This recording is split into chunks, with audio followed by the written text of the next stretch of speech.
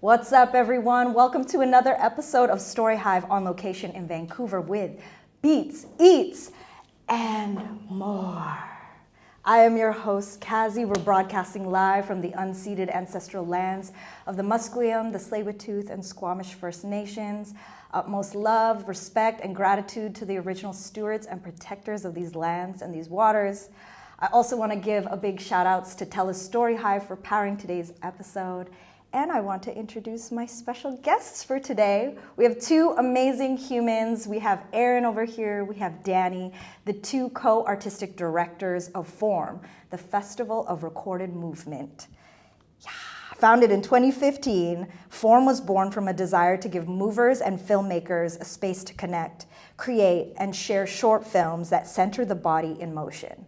In a time where film has become one of the most universal tools for expression, FORM celebrates the artists who use it to explore movement across genres, dancers, athletes, and storytellers alike. It's grown into a thriving community and creative hub, a place for artists and audiences to come together, to be inspired, to learn, and to experiment.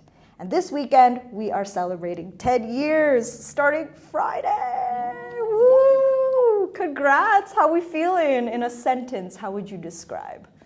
I'm feeling bubbly and bubbling under the surface because we have a lot to do, but I'm very excited. Dani? Yeah, it's like this brewing metaphor, brewing and then ready to explode with lots of energy, excitement, nerves. I think it's all entangled in that explosive fire.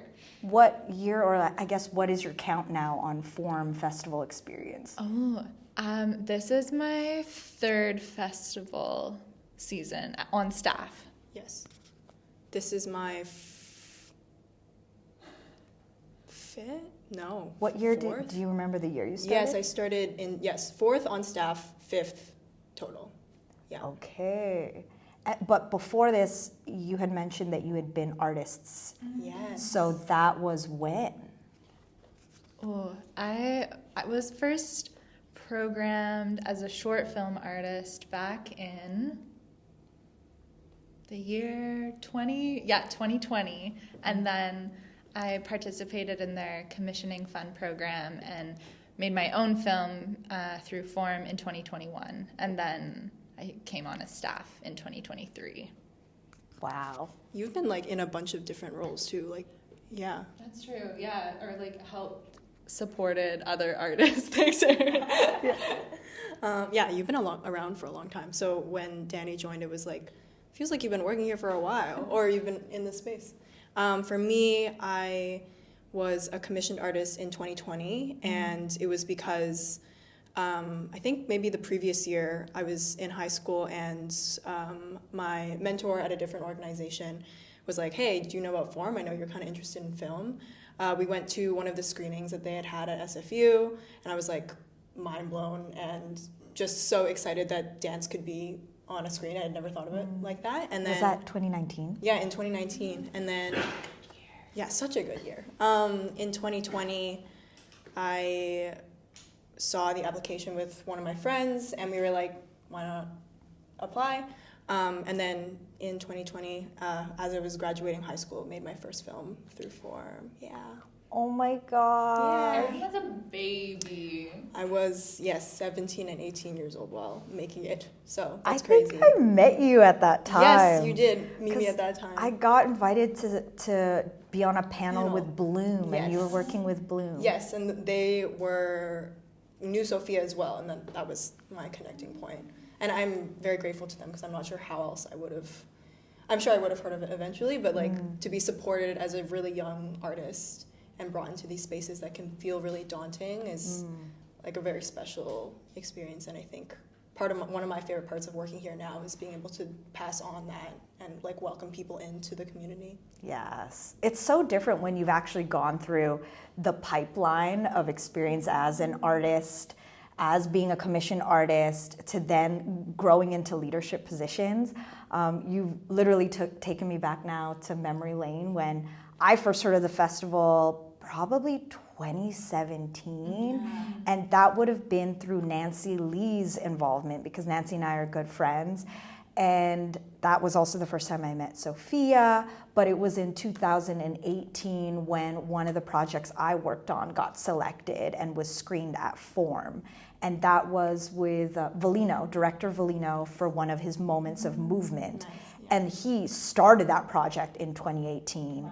And the video that we made was a one-take shot of Ralph Escamilan in Manila. I know this film. This film is so sick. Yes, and RV Mendoza, who was on the track, and it was just like, yeah, it was like take 2 or something of us. The first time we had to cut because of traffic, but like other than that, it was all in one shot. We actually, this past year, in this room probably, we watched that film with Sophia was teaching a workshop for our commission artists, and we were talking about Valino and like the idea of a one shot. And then we played Ralph's. That I didn't know that you worked on, actually. Yes, so I know that you've been involved in many different ways. But yeah, I produced that. Nice. And it was cool because Valino started that project. I was there on the inciting incident moment, which was in Toronto when the concept came about.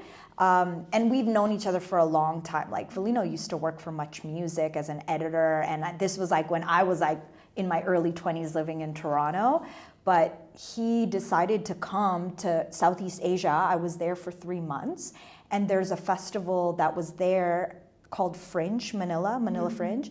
And so we had this idea, like, what if in 3 weeks, like, we're in Manila, and those first 2 weeks we go and like connect with a bunch of dancers, shoot a bunch of moments of movement, and then screen them as part of Manila Fringe.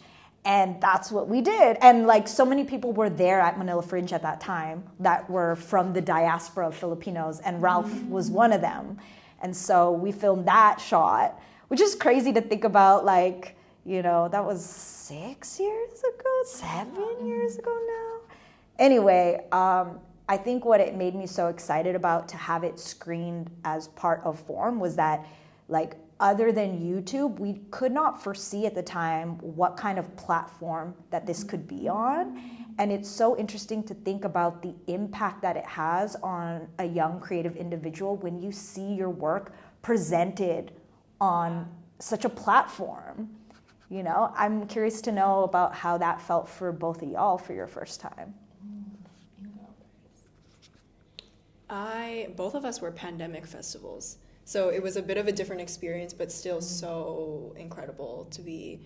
I remember in 2020, and like I think that at this time the festival was in September, and I would check in at 5 o'clock every day to watch a screening by myself in my room because we were not outside. Yeah. And then my film premiered that weekend with a bunch of other artists that I now know, and it was so incredible. And also I think during that pandemic time, people were very excited about these new digital worlds and like the way that we can connect. So I remember the chat was going crazy for all of the films, and like to see and like feel this experience of an audience in a different way was really interesting. And then finally having the festival return in person to meet young artists who like fly in for the festival, many who are doing this year, or other people, other local artists, and when they get to watch their films on a screen, like the look on people's faces is so important. And I think Sophia, our organizational director and founder, really talks to us both in mentorship a lot about like preserving that feeling for people, and mentions a lot of artists where she's seen them first present their work in Form, and then how far they've gone now, and like to still be connected to them because of a platform and a place that helps them feel like they could do this, which I think is the case for both of us in our individual artistic careers too. Yeah. Yeah, I think Form was one of the first times where I felt like as a young artist, I was able to be taken seriously, and that my creative voice was something that was worth sharing. And it's so interesting because we both have different levels of performance background in dance, and I find that when I see a film, and it's not even my own film, but like I've seen throughout the years of working at Form and the other artists who've brought their films from the seeds of creation to the final product, every time I get this same feeling of like excitement, nervousness, and goosebumps as the film is starting. And there's this, it still has an adrenaline rush when you see that first image pop up on the screen. And I love that because it brings, especially as a mover, it brings me back to my body, and it makes me feel so connected to what I'm seeing on screen. And I think that is just also such a niche, wonderful, I guess, characteristic of the genre itself, and what form I think really loves to hone in on and question is how our bodies relate to what's on the screen. I'm curious to know, well, I guess first of all, maybe you could explain to anybody who's watching who's never been to Form or don't know about it, like a bit more of like the foundation of the festival and elements of the festival that, you know, you can count on that is part of Form. Yeah. We can half and half it, maybe? Yeah. Give our elevator pitch? Yes. So Form is a film festival that features short films predominantly that are made by youth and emerging artists. And the works they center on featuring different styles of movement, whether that's a dance style or a sport. And in more recent years, we've expanded what our definition of movement is, and now are continuing to push it to see as social movements, acts of resistance are also forms of movement. So I guess the pillar of that is we have film screenings throughout the festival that feature these short films made by young artists. Thanks, Dani. And I think a core foundation of our festival, or how we like to call it, like the heart of our festival, is the Commissioning Fund program, which both Dani and I, as we mentioned, were a part of, and that was the program that kind of nurtured us into making films. But essentially, it's over a few months program where we host an open call every year, and artists can propose an idea for a short film that involves movement in some way. They have complete creative reign on what that means to them.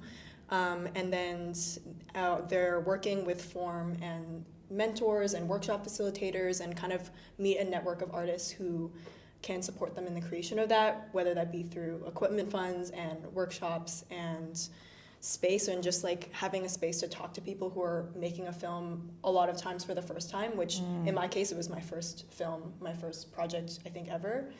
So that program and that mentorship aspect and building a relationship, I think, is really at the center. And also at the center of our festival, uniquely, is our mandate is to support youth and emerging artists. And for us, youth means, our definition is ages 15 to 25, and then emerging can be new to the practice and just over that age range. But I feel like we're really unique in that sense. There are not a lot of like formal funding opportunities for young artists.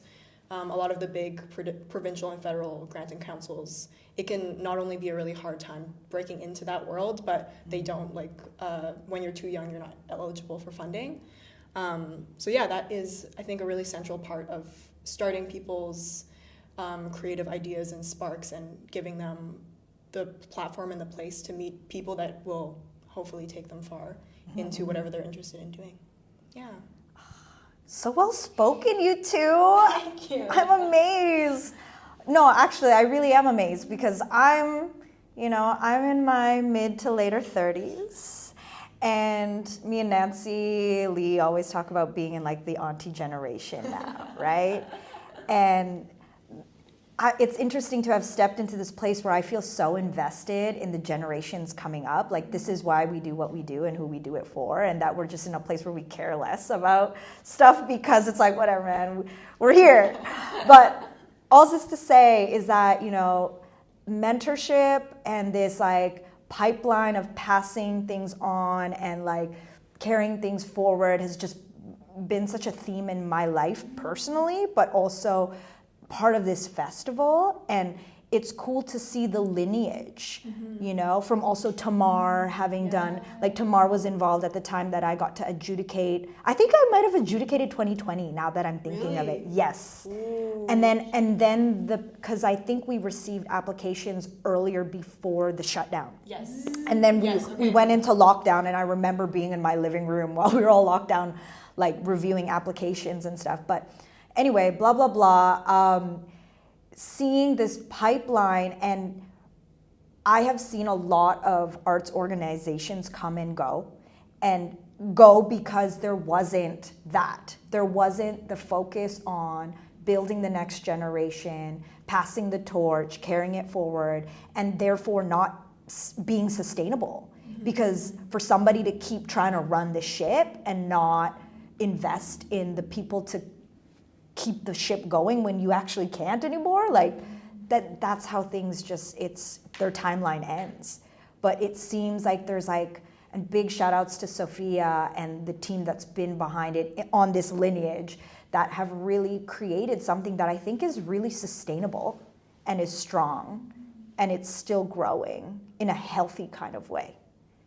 Thank you so much. Yeah. And also that's so like reaffirming and beautiful to hear as someone who I think has so much experience and looking down, and I feel like there's some sort of intergenerational thing happening right now. Yeah, right? I call it multi-generational litness. Hey. That's my favorite thing. I'm all about that. So anyways, all this to say, my question, I would love to know, what has mentorship and leadership, what is the powerful impact of mentorship and leadership that you've learned? Especially through this festival, specifically. Ooh, that's a dense one. Power of mentorship and leadership that I've learned. Or better worded, what has being part of this festival and organization taught you about the powerful impact of mentorship and leadership? Work. I love this question. Okay. I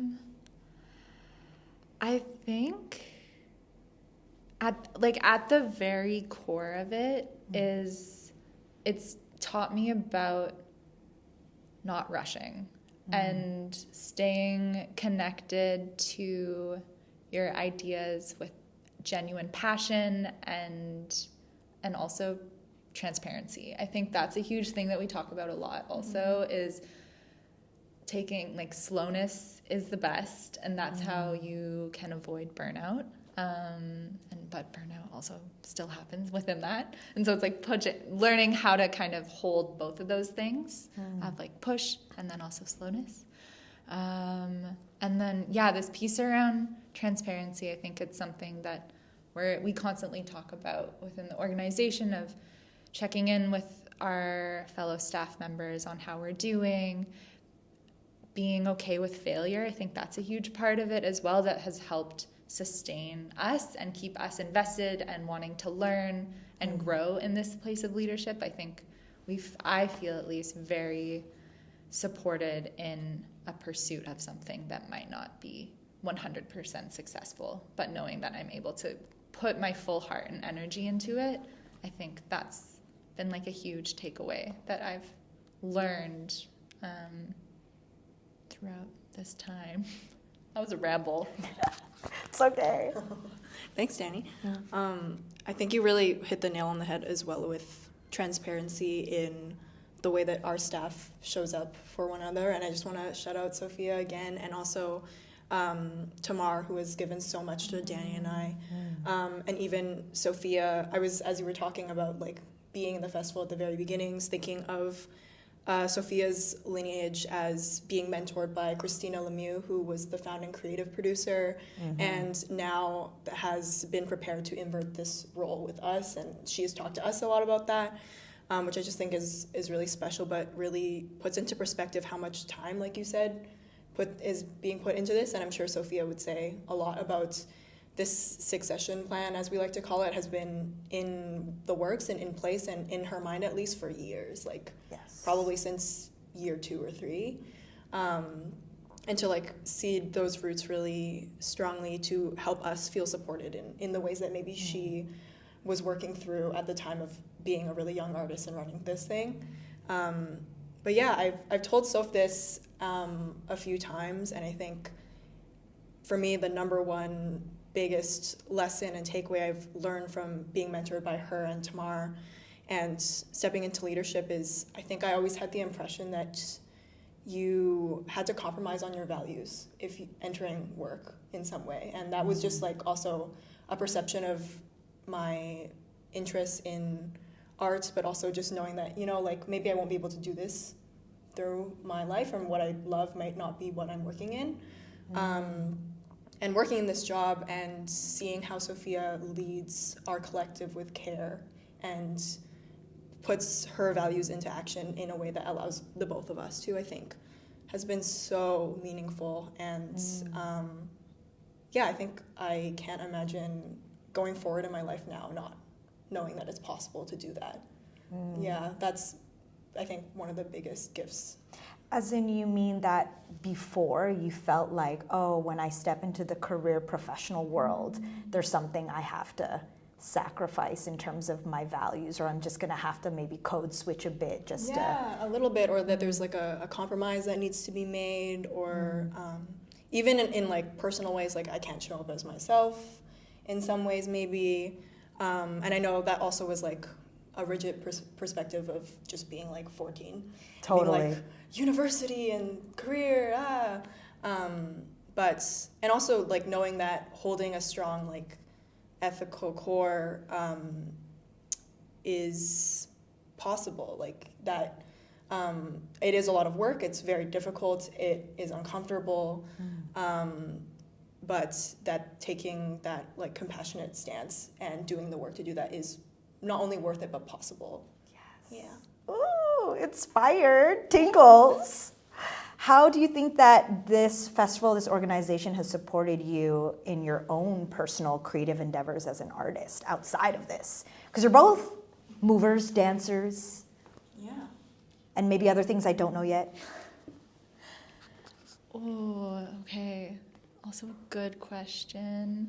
I think in general it's nurtured my filmmaking practice in so many ways. In my commission film, I was really obsessed with editing and playing around with effects. And if I didn't have that time and space to explore with that form of editing and like digital media and software, then I don't think I would be where I am now. And where I am now is I'm working more so with like 3D animation and motion capture, and that all stemmed from seeing and working with films and movement, and that just like that niche pocket wouldn't have allowed me to find this, I guess, like side quest path that I'm on now. Yeah, it's taught me so much. I think it's taught me how to it's helped support how I show up in the room as an artist and a human, and say yes to the things that I want to say yes to, and stand up for my values, and also like know how to navigate uncomfortable situations, which I think is sometimes challenging in the arts, because you work with your friends and you want to say yes to everyone, and I think I've learned such a beautiful balance of how to hold all of those things. Wow, potent. I don't know how to describe Dani's work. Like, no, it's incredible. Like, I'm thinking of Opaque Refusals, which is your third film? Not sure. Third? That is, I don't know what the technology is, but it's like a moving rib cage. Huh. Yeah. And that you wear? It's a film. Yeah. Oh, okay.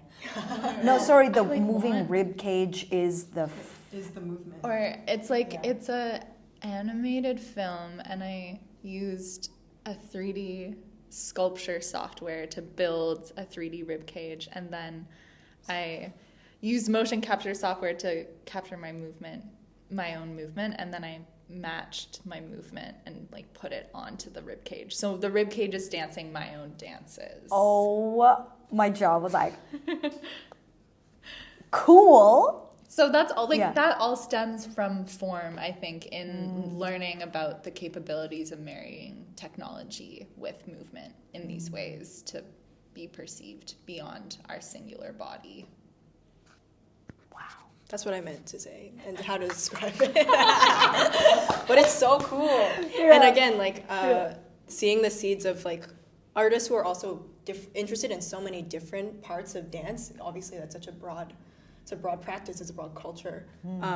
To like start here and paying off into something super experimental and niche that I would have never thought of that myself. And now I get to watch Dani's work, which we are screening it again on Friday at our first event and talking about it. Excited. I'm excited. A little plug for our first event. Yeah. For me, the question around how it's influenced my personal life, I think it's been like form and my personal artistic practice and personal life have been like intercrossing lines of blossoming, I think. Shout out Simran Satcher, one of my favorite people. I met her through form, and we had never met in person because it was the pandemic.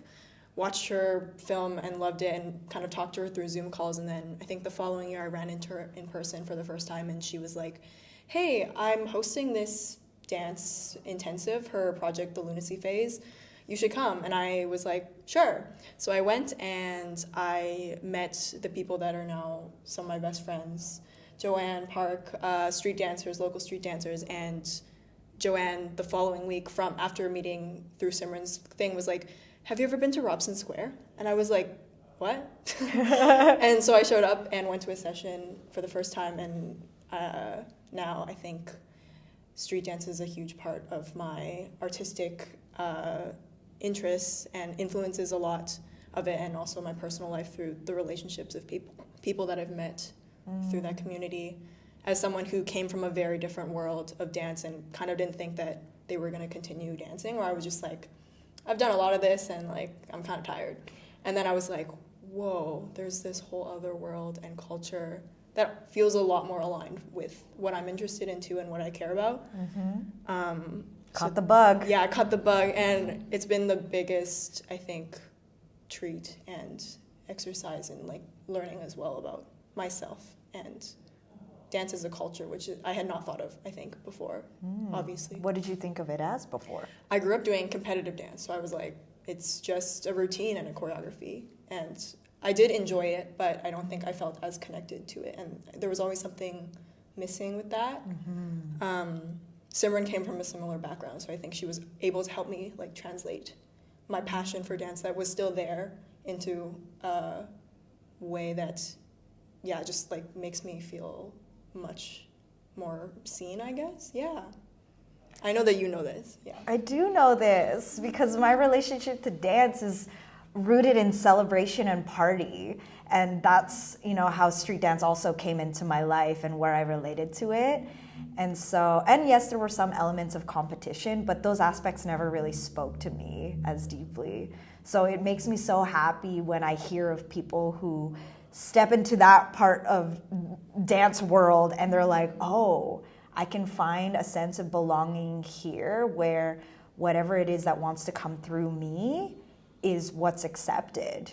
And that's the point. It's like your own unique individual self-expression to the music we are hearing. And that relationship, that symbiotic relationship to the music and the DJ and everyone else who's in that room with you dancing.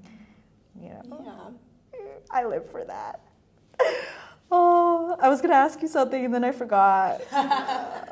Oh, I do want to know. I want to touch now on the street dance component. Speaking of street dance, of what's coming up with Form, because I know, especially with what you just said, you've now really advocated for this to become like a bigger part of the festival. So please share. Yes. Yeah. Thanks, Kathy. So I think as a guest in this culture and someone who started participating in small ways and meeting teachers and learning from people and learning different styles, it became an interest of mine when I started to meet people in the community in my generation, seeing how many people are interested in film and video. And I think coming from more of a contemporary dance background, a lot of people in that community are so creative as well and know about festivals and programs that can support them in that. And when I entered street dance and I met people who were just spending time like filming their friends and experimenting with the camera, like all of these things that we're doing at Form that maybe they didn't know about. And also I think there is a bit of a dissonance sometimes between like traditional arts grantors and funders and programs and institutions, and a disconnect to the street dance community, and not a prioritization of the ways that this art form is different from how they understand art. Yes. So when that kind of, and it's continuing to reveal itself to me, but when that kind of clicked to me, I was like, I think this is something that I would like to bring through my work into this festival. And we have worked with so many like people like you in the past, people like Ralph, over the years, and have kind of just like trying to build a stronger base of having street dancers feel reflected in the work that we do. So this year, I'm very excited to have partnered with Vancouver Street Dance Association, who has been super supportive in offering conversations and ideas and feedback around doing a street dance centered and film screening and event for the very first time. And it was a super special exercise for me to talk to Dani and talk to other members of our jury and get to look back at all these street dance films that have been in form over the last 10 years. That I think also a lot of people in our community just don't know have been made. And so many street dancers have made films, a lot of them through form. And they capture, like you were talking about, archiving a community. They capture the community at a certain time. Many of like the films are from before I was even a part of the community, so I'm learning something from watching them. So that was kind of the impetus for the event called From the Cipher to the Screen, which is happening November 21st on Friday, our second to last day of the festival.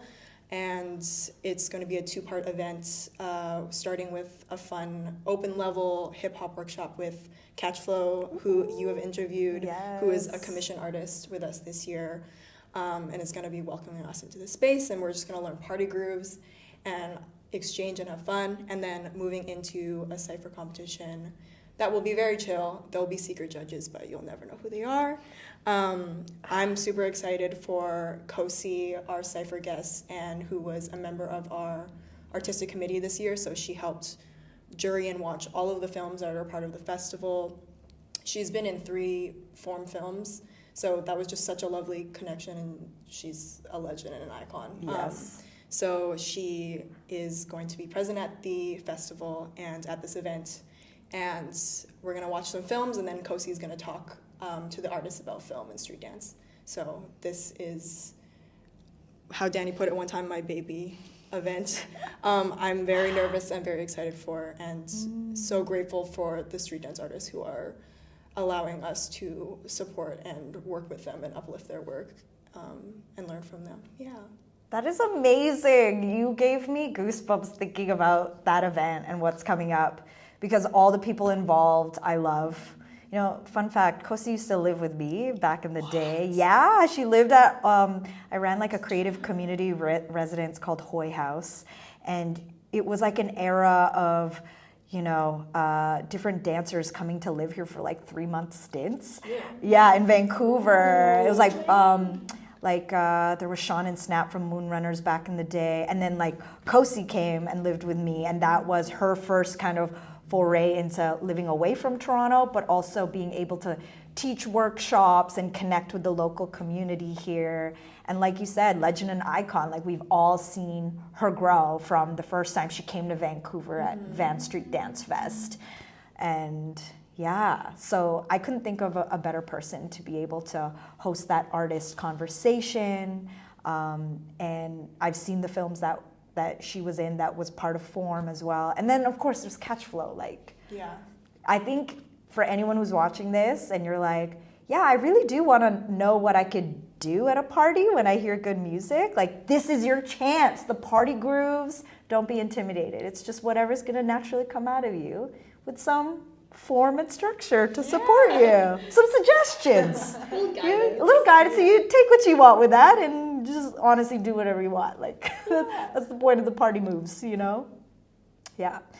Okay, I would love to ask you, when you look back to first starting out with form to now, what are 3 words to describe form then and form now?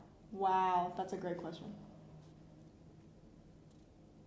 I'm gonna need to think for a second. Yeah. Take a... 3 words of form when you first started, and then 3 words now.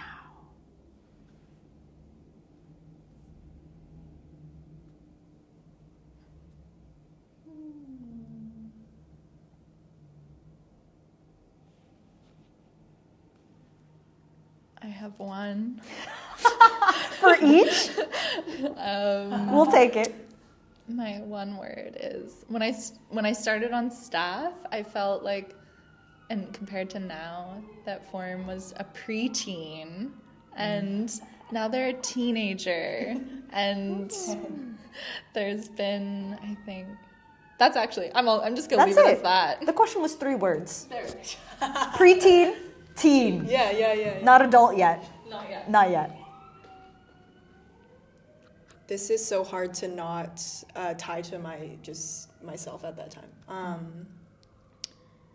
think like these don't end at that time period, but when I first started, I was like, this place is so open in whatever way that word can mean a lot of things. Like open in inspiration, in inviting people in like the possibilities of what I thought it was possible. And also I was a baby and form was a baby too, but I mean, I guess it was 5 at that time. And You then serve more than 3 words, yeah, Erin. I'm sorry. Okay, and then for the last one, I'll just do 1 then. Yeah. Like, not like it wasn't like this before, but it feels very strong and rooted. Yeah, grounded. So, open baby, rooted, grounded. Yeah. Can I have something? Yeah, please. It does remind me, or when I think back to year 1, when we both weren't around, I think it's really interesting to just note that the first year of the festival feels, even though I wasn't there, from the energy of it and all of the graphic design and like the scrappiness, but also professionalism, feels very similar to year 10 now. And so it's really nice. It feels like we've come full circle of the parties, the screenings, the ambition that we have. Also, I think for Erin and I, as new incoming co-artistic directors, there is this new energy. So it's 10th year is like rebirth. That was much better than what I said. This is why you're a pair. This is why Yes, you're working exactly. together. Which is funny because it brings me to this. I loved your curatorial statement. Reflections on returns to the past, responses to the present, and the reimaginings of the future. We like a good alliteration. Tell me how this statement has guided your process this year. I never thought we'd be talking about this. I'm so glad. Why not? You wrote a curatorial statement. I found it on a wonderfully designed website, the archive. Yes. To who? Shout out Jasmine, our communications producer. Yes, Jasmine, because there is an archive of all 10 years. Past programs, like I was able to find the program I was on. It's amazing. Well done. Continue. Thank you. I'm just like, never think that anyone reads these things. Well, as someone who's going to interview you, Yes, you're going to do your research. I'm professional. She's so professional. I think Dani can speak a little bit more to this, but I'll have my stab at it. We put a lot of thought, I think. We're always rushing to get these writing materials done, but this year we put a lot of thought in having our conversations and brainstorming and writing words down. I think even as a whole staff, we've done a lot of like dreamation and like putting those sticky notes on our virtual board and drawing lines and stuff like that. And a theme that has been recurring for us is the idea of past, present, and future, especially in 10 years. And like Dani said, like a rebirth and a circle and a ceremony. So I don't remember the 3R alliteration is off the top of my head. Returns to the past, responses to the present, reimaginings of the future. Yes, that is a reinterpretation of past, present, future, and words that we have been holding really close in curating every event in the order of our events. A fun fact is over the 2-week festival, we kind of are seeing it chronologically as the events and screenings go past, present, future, ending at our commission artist being the future. And to have like a strong curatorial theme for me was a really daunting and sometimes challenging exercise too, to like hone in and feel like we're honoring all of the many artistic ideas that people are offering us, and also stay rooted in what we have talked about and how everything is interconnected and also stands on its own. I'm going to pass it to Dani now. Echo, that was sick. Great job. Yeah, the statement it was really fun to write. I've been in a specific kind of line of mentorship with some other folks, Jen and Camille, who have been mentoring me on their own curatorial practices. And so I've been thinking a lot about that within my role at Form this year, and we've chatted about it so much, and I think it really has helped clarify specific intentions that we've had for each screening and event, and that's led to some very wonderful plannings that have happened. And I think I just wanted to honor the way that we've been thinking about this whole year from when we had our first conversations back in February as a team of, okay, what do we want the festival to look like? How do we celebrate a milestone? What does a milestone feel like? What does 10 years feel like? So I think this statement kind of encompasses that. And to co-write it was really fun. I think this is how we work in general. I'm curious what you think. But I feel like I have a lot of flighty, abstract ideas that are sometimes also unrealistic. And I think Erin balances me out really well in honing things in and adding a little bit more clarity. So it was a really nice back and forth writing process with you. For sure. And that I think is kind of how our whole working dynamic is too. I'm so glad you mentioned that, because I also feel the same way about our working dynamic. But I'm always talking about how Dani is able to push me in ways that I like feel like I'm confined, and I'm like, I just can't think of another word for this or something. And in offering and in like exchange and reciprocation, sometimes I'm like, Dani, we need to point form.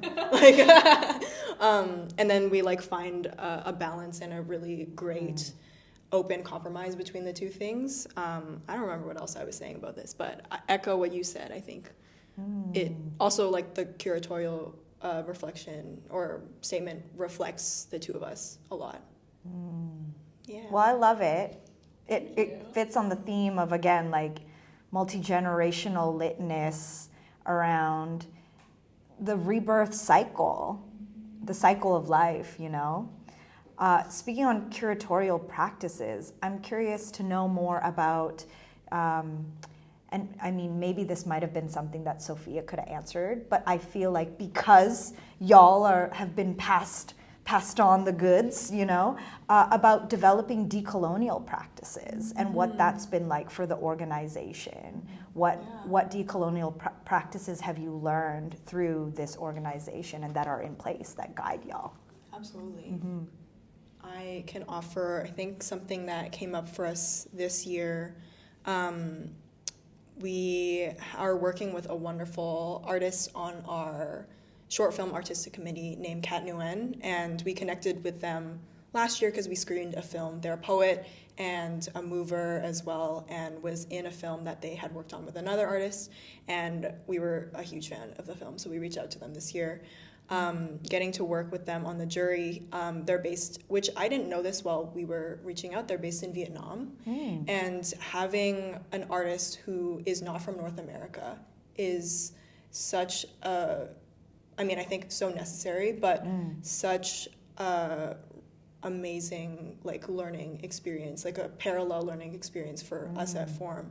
To consider, I think, for me, in decolonial practice, in attempting and continuing to try that in both personal artistic work and personal life, and in work where our personal values are being worked through, is like decentering the Western perspective and thinking about how a lot of the norms around curation and art and high art and what is good and bad are shaped by a deeply embedded like colonial system and a system of value and hierarchy, and ways of knowing and understanding that we accept as natural and are not.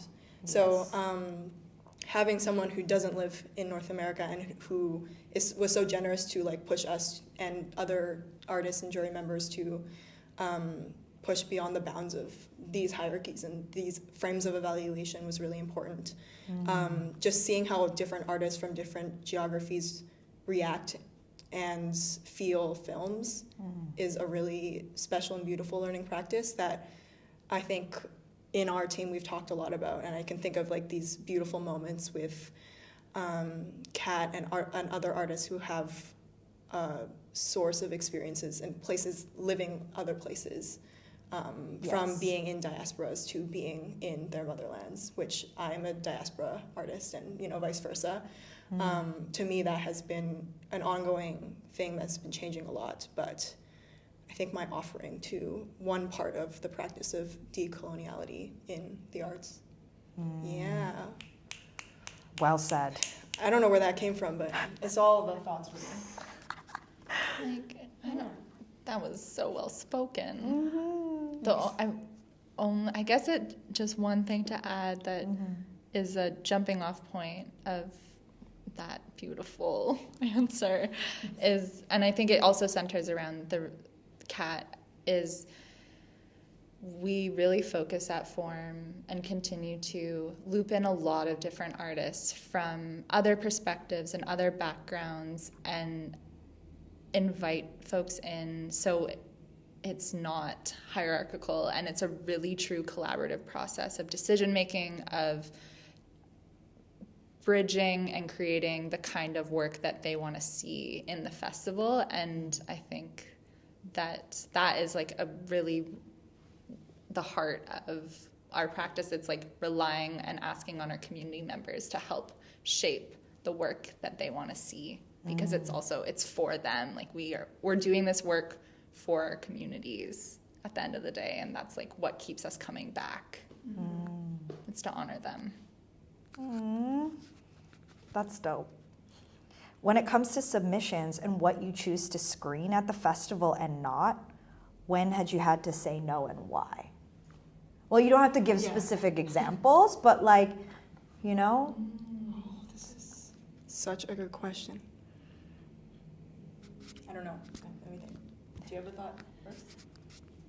I think I've just learned so much over the years that saying no is sometimes like it has to do with time and place, and that's really, really challenging. And I think that's one of the points that I think of the most of like saying no. It's not because it's not a yes in the grand scheme of things, but it's just it's not a yes in this moment because it doesn't fit in with how the flow of everything else is happening. And or maybe like the curatorial theme or something like this. And I think something else that we really focus on at Form is to offer opportunities to folks who are really curious about the process rather than the product. And I'm speaking more specifically to our commissioning fund program, where artists apply just with an idea. And so I think it's interesting. Sometimes there's applications that almost feel like too polished, or there's like a balance of we're curious about how people explore the art form and like stay curious. And so that's been an interesting place of saying yes or no, or maybe next year. Yeah. Thanks, Dani. You offered a lot, and like condensed these. I think a lot of our jobs is reviewing applications, both written and watching films, which feels crazy now because that's just like the first half of the year, and now it's the material result of that. I think as an artist myself, this job has made being an independent artist a lot easier because I've been on the other side, and I can't speak for obviously all grants and stuff like that, but there is so much care put into reviewing the applications, and it really is reaffirming to know that it really is not always about the value of your project. We love and have come across so many works that like in private we're like, we don't have enough spots, we just don't have enough money, or we don't want to offer someone like a half opportunity or something. So this isn't the year. Also this year, for the first time, at least in my experience at Forum, we held the idea of curation a lot earlier in the process, rather than like, okay, we accepted all these films, what are we going to do about them now?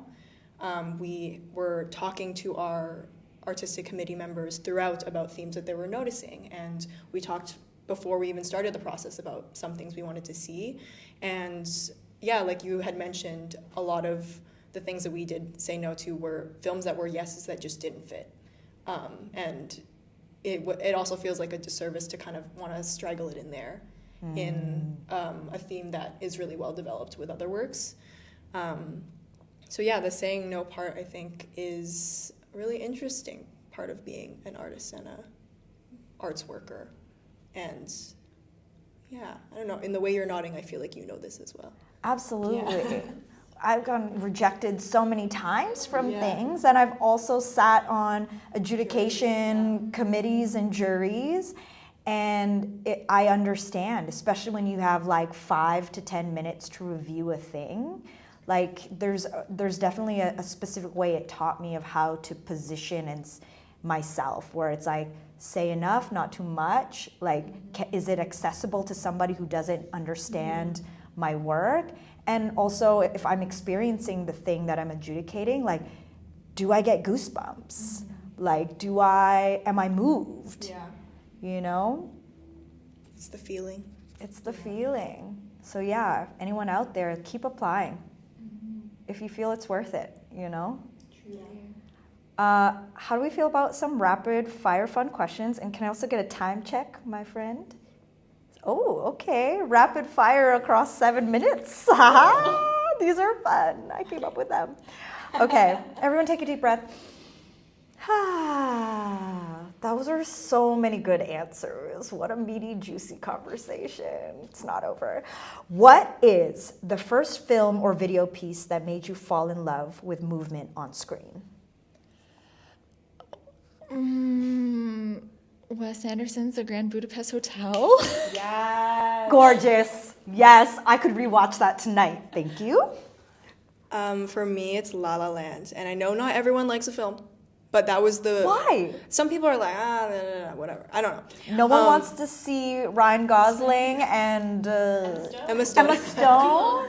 Do a little tap. I was impressed. I was impressed, and I watched that when I was 14, and I was like, I want to do that. Like, I've never felt that way watching a piece of media. So yeah, that film is a very big part of my being. And have you since then created something that was fully like drawn and inspired from that? Probably in ways that I don't know, but not directly. That makes me think of like and I'm sure you both know because you study dance, but like I just got put on to Bob Fosse. Because I'm obsessed with the 60s right now. Like, I think, as my hair grew out, it was a mullet this summer. I was calling it my 80s sporty mullet. It was like, I've been shooting hoops all summer. and then the mullet grew out, and then it became these, like, really fabulous bangs. And then the 60s era took over. So then I got shown Bob Fosse, and I was obsessed with it. I love this. Yes, and I think... I'm going to plant this in your brain now because I wanted a screen at Forum. And I've been talking to Simran and Katria, and I was like, can we do our own version of this?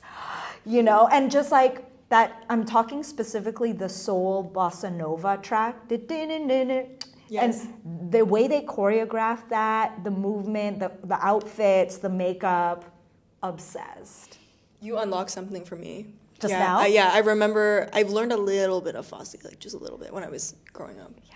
But it's so striking. It's striking, and the camera work is actually what I paid attention to, is like the choreography and their use of, oh my gosh, we're gonna nerd out, but the use of like foreground and background, like where they positioned who and their faces, like even just the choreography of that, I thought was really brilliant. Yeah. I'm gonna have to look at that because I don't think I've seen it on film. Like I know the dance as a style, but I haven't seen the works. Yes. Google, I'll send you a link, but it's essentially Soul Bossa Nova, which is Quincy Jones had arranged and composed that one, and it's of Bob Fosse doing the choreography, and it's from a film or something. I don't know, but the title was Aloof on YouTube. I don't know what that means, but we're gonna find the original film. Please. Next fun rapid fire question. Favorite part of the process when creating movement films? Editing. Hiring cool artists that I want to work with. The casting? Yeah. Well, even like hiring an editor or a DOP that I am a fan of or something like that. So being the Danny Ocean of team assemblage. Yes. I live for that. That is also what I love to do. Filming technique you're secretly obsessed with right now, or director whose style you're obsessed with.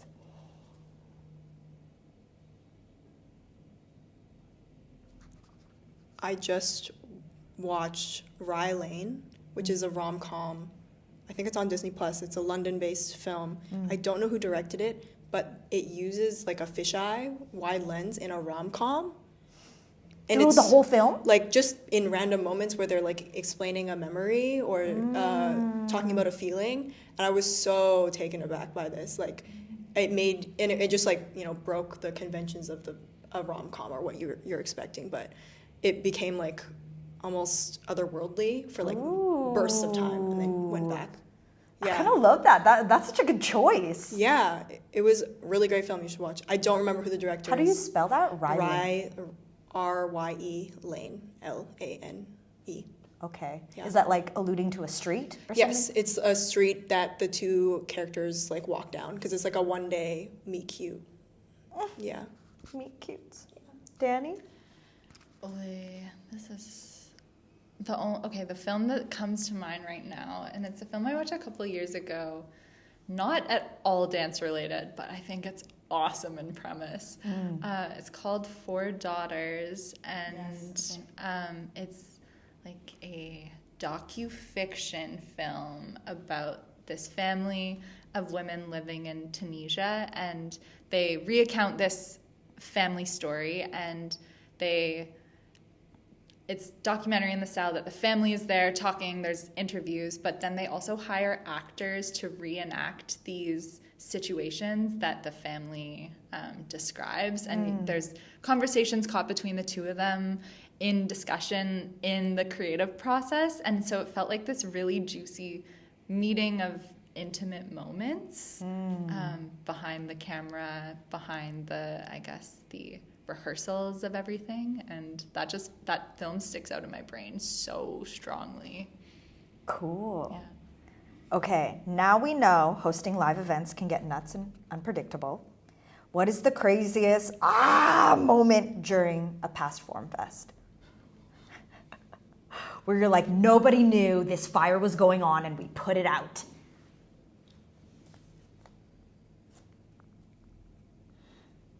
Do you have an answer?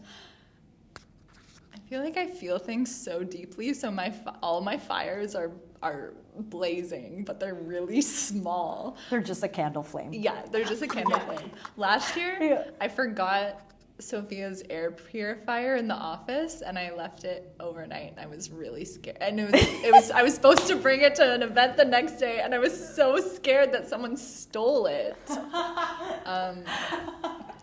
That's my fire. Just extra purifying the air and hoping no one steals it. Yeah. I love that. I'm trying hard to think of. I do panic a lot. Yeah. But I'm sure I'll panic this year because we really feel the weight of the responsibility. But I feel like I've been really lucky because Tamar and Sophia have dealt with all the fires. And even when there's been things, I've been like, they got it. Like, I'm good. I'm just their kid. Like, they're sorting it out. I know that they have they would have answers to this. And I'm sure there's been things, but I can't You've remember. been shielded. I've been shielded. Literally, I've been shielded. Yeah, and protected. We will revisit this question next year on the 11th anniversary of Form. Okay, getting submissions and applications is exciting to discover new artists. One artist whom you discovered through Form that you were hyped on, like immediately, like, where did you come from? First person you think of. The first person I think of is Care Holden, who is, which Dani has worked with now, local filmmaker. Last year, this was the coolest submission to get. Their film is called Judas Icarus Twists His Wrists, and it's a wrestling film. And it has rock music and wrestling. And it's so good. And like opening that was like, because, you know, we get mostly dance. Yeah. And like, are we talking like lucha libre kind of wrestling or like WWF wrestling? WWE. I don't even know how to describe. Yeah. I don't know wrestling either. WWE? Yeah. And like the wrestlers in the film are professionals. Like local professionals, yeah. Boom Pro Wrestling, shout out. The wrestlers wrestle in Boom Pro, which is a sweet show that you should go to. I haven't been yet, but I really want to go. Yeah. At the Excellent. Legion on Commercial Drive. Let's all go and have a time. Yes. Okay, your turn. Artists. I think, well, one that stands out for me, and I'm surprised you actually didn't say them, but there's so many, but Brandon Wint is also a super, the poet. Yeah, super amazing artist as well that we reached out to in 2023 to screen his film, and we're very lucky to screen it at the Polygon Gallery and have just built a really lovely relationship with him over the years, and he's helped inform our artistic committee in the past and is a talkback facilitator this year. So Yay. the web keeps weaving. I love that. I need to add, because I can't believe I forgot this. Yeah. Love Brandon Wint. And I had seen his film that we screened called My Body is a Poem at Doxa, and I cried so much. It was so beautiful, and I felt it so deeply in my heart. And it's partly like mixed media animation of his moving body, and how it like depicts his experience of disability in both live action film and like a paper animation of him walking. Wow. And that also is so Form in a new way of interpreting movement. And then to get to when we reached out to him, and we've had him work with us in many ways, he was like, I've been watching Form for years and I'm so honored. And I was like, what? It's just like, that's one of the best parts of doing this job, for sure. So shout out Brandon Wint. So fulfilling. Go-to snack or ritual during festival bonanza work marathons or editing sessions? I immediately know. Bubble tea.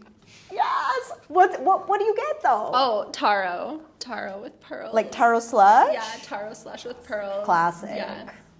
Mine's the same, because there's a bubble tea place around the corner, and we're Twinning. always, whenever we celebrate like a milestone in work, we go and get one. And we're getting a bubble tea tomorrow, we've decided. Yeah. Twinergy. Yeah. I love that. I just had honey milk green tea with pearls yesterday. Also That is my another favorite. classic. This is my favorite. I had it on Monday. I had it yesterday. Yeah. What is the key event or film that you're most excited for people to experience this year? I have mine. My special, no favorite child, but my favorite film that I'm excited for is called The Steppers Visit South Africa. And it is a film by Hugh, who is an artist based in Montreal, and co-produced by the Montreal Steppers. And it's a documentary that chronicles their journey flying to South Africa, many of them for the first time, and like that emotional experience, and traces step from its roots in gumboots and pansula dance. And it's screening twice. Yeah. Once at the Polygon on November 20th, and then a second time in the street dance screening on the 21st. And I need to plug, the Montreal Steppers are flying here to attend, 7 of them, and they're teaching a stepping workshop on November 20th at the Polygon. The FOMO Yeah. for me is real. Yeah. For real. Couldn't your festival have been a week earlier or something? Come on. Anyways, continue. Wow, you might have stolen my answer. You can share answers considering That's considering the true. Twinergy. Yeah, the shared brain. Honestly, I it's so hard to choose. Something though I think that is unique to this year and kind of calls back to our past as well is we're rescreening or some works and we've never not rescreening, screening. Yes. We're screening some works from this very legendary dance filmmaker Laura Taller, who is now in her 60s or like has emerged in her career, and we're sharing one of her first dance films that was made, when she was in her 20s, and now Wow. she's gone on and had this wondrous career, and then we're also screening one of her most recent works. So that's the Village Trilogy and Matryoshka Crush, and that screening is happening at the Cinematheque, which is also really exciting. We're partnering with them for the first time, and it's a really nice, I think, meeting point to share what dance on film looked like back in the 80s and 90s to where it is now, and to see what our careers could also look like in 20 or 30 years. I think that's really something special that we haven't done yet in this kind of way in a festival before. It happened again. It happened again. And it's funny, it's just like mic drop. To my last question, in fact, if the audience could take away one thing from this year's forum, what do you hope it is?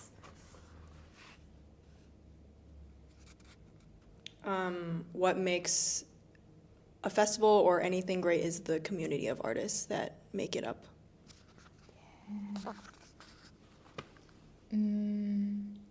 That movement knows no bounds when it is married with the screen.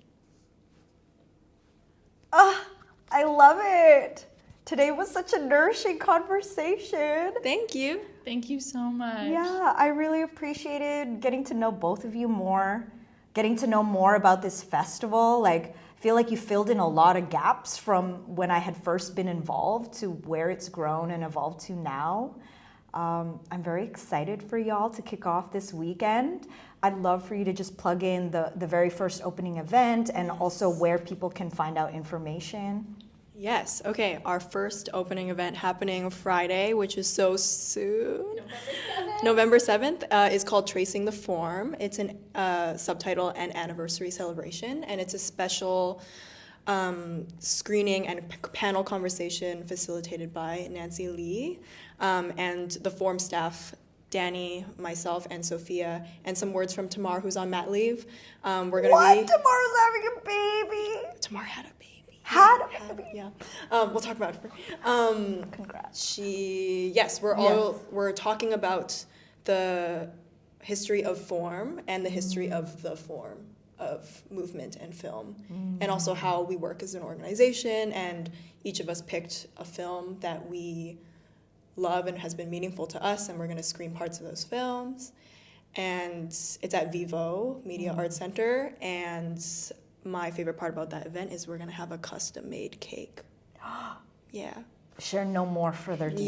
Yeah, and I'm guessing it's going to be vegan and nut-free. Yes, it's vegan and nut-free, made by API Eats. Yeah. How exciting. And you can find tickets on our website. Yes. Yeah. Which is? www.f-o-r-m.ca. Hey. Or on our Instagram at Form Vancouver. That's it. Thanks. Aw. Well, thank you so much again. Thank you everybody who's tuned in and watched StoryHive on location in Vancouver with Beats, Eats, and more.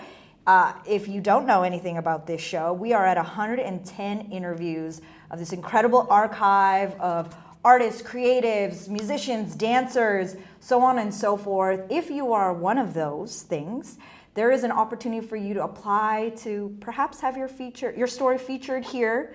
Have a conversation with me. We'll see. If you see on this screen, there will be a QR code. You can scan that. That's the form. Fill it out, and we'll have a look-skis. I appreciate y'all. Appreciate the both of you. Congrats again, and so excited to experience a taste of the festival this weekend. Much love to everyone. This has been Beats.